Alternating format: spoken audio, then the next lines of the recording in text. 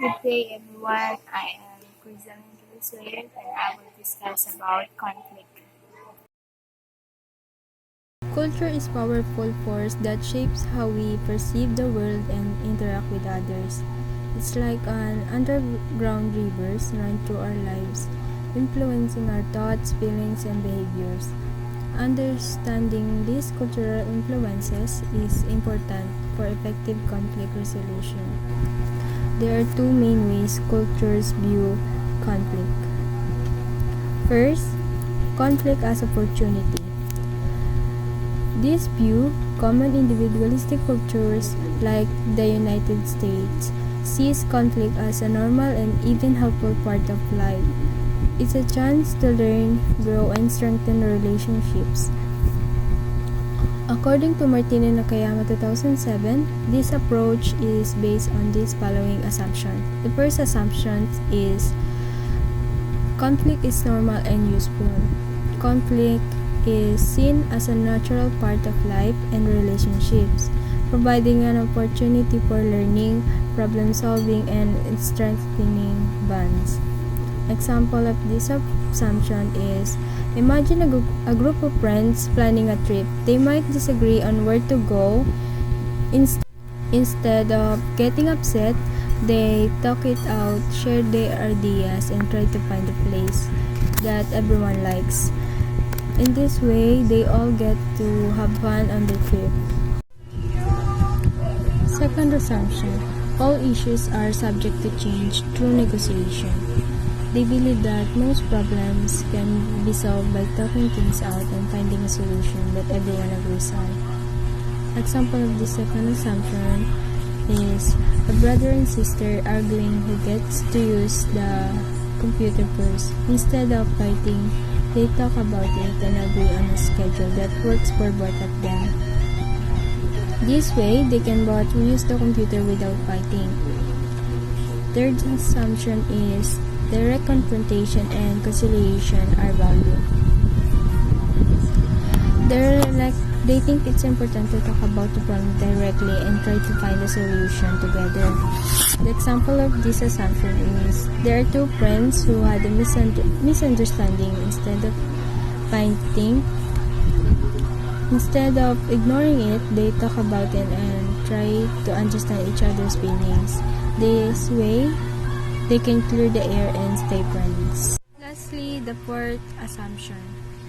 Conflict is the necessary renegotiation of an implied contract, a redistribution of opportunity, the release of tensions, and renewal of relationships. These agreements can help relationships get better. They believe that these agreements can actually help relationships grow stronger. They see it as a chance to check in with each other and make sure that they are both happy.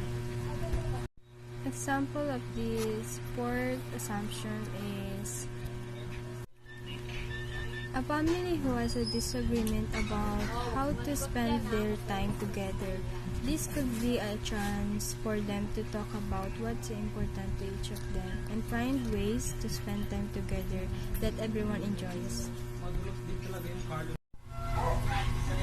As with conflict as opportunity cultures, four assumptions guide this approach to conflict. According to Martin and Nakayama 2007, the first assumption is conflict is a destructive disturbance of peace. This view sees conflict as inherently negative, disrupting the desired state of harmony and tranquility. It's believed to damage relationships, create tension, and undermine productivity. The example of this assumption is in a workplace where these assumptions prevails, employees might avoid voicing disagreements or concerns, even they have valid points. They might fear jeopardizing team cohesion or upsetting their manager. The second assumption is the social system should not be adjusted to meet the needs of members. Rather, members should adapt to established values. This assumption prioritizes maintaining the status and existing power structures. Individuals are expected to conform to established norms and practices, even if those norms don't fully address their needs. Example of this assumption is, imagine a company with a rigid hierarchy where junior employees are discouraged from challenging senior management decisions. Even if those decisions are demonstrably flawed, the expectation is for employees to adapt to the established power structure, not for the structure to evolve to meet their needs.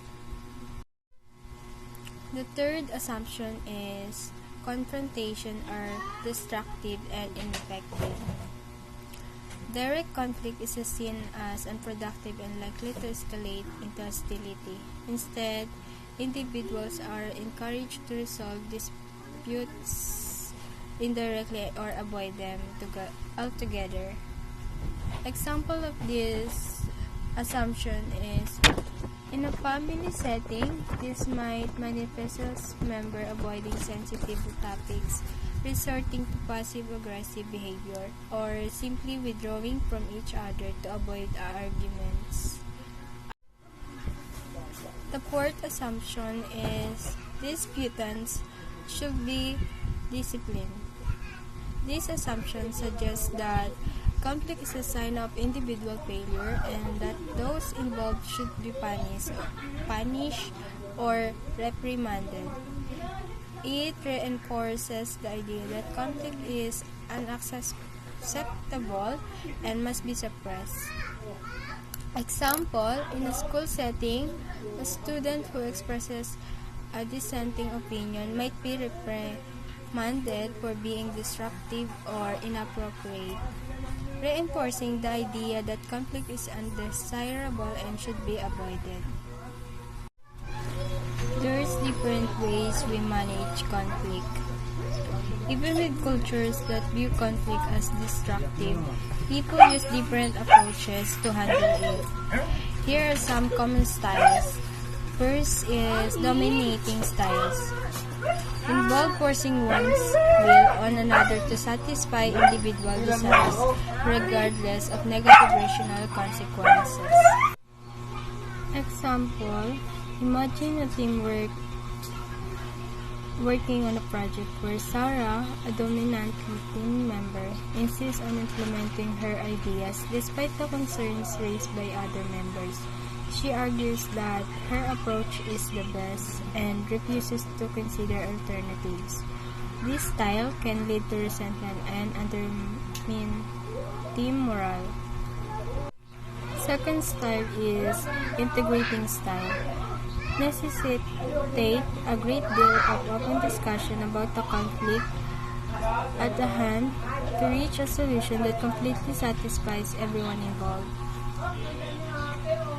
Example, a group of friends is planning for a weekend trip.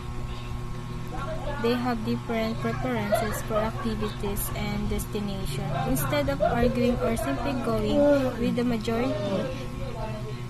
majority preference, they engage in open, respectful dialogue, exploring options and compromises until they find a plan that everyone is reasonably happy with. This collaborative approach fosters a sense of shared ownership and strengthens relationships. Second style is integrating styles. Necessitate a great deal of open discussion about the conflict at hand to reach a solution that completely satisfies everyone involved. Example, a group of friends is planning a weekend trip. They have different preferences for activity and destinations. Instead of arguing or simply going with the majority's preference, they engage in an open and respectful dialogue, exploring options and compromises until they find a plan that everyone is reasonably happy with. This collaborative approach fosters a sense of shared ownership and strengthens relationships.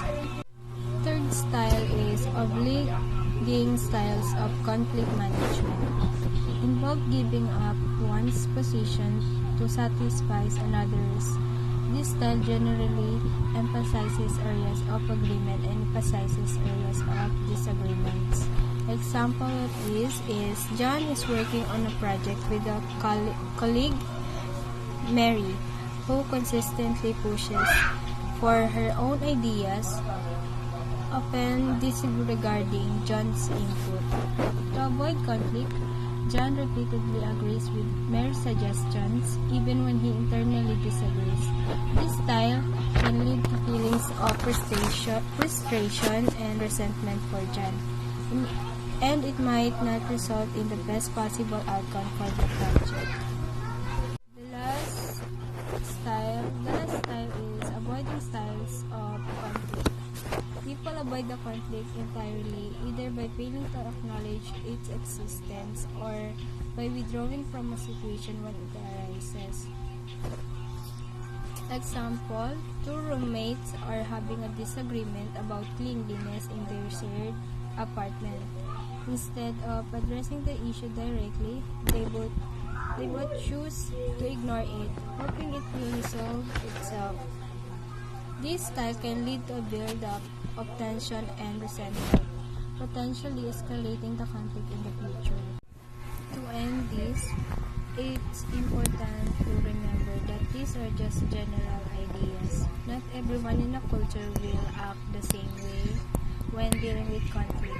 It's important to be aware of the cultural influences involved, both your own and the other person's. By understanding these differences, we can communicate more effectively and find solutions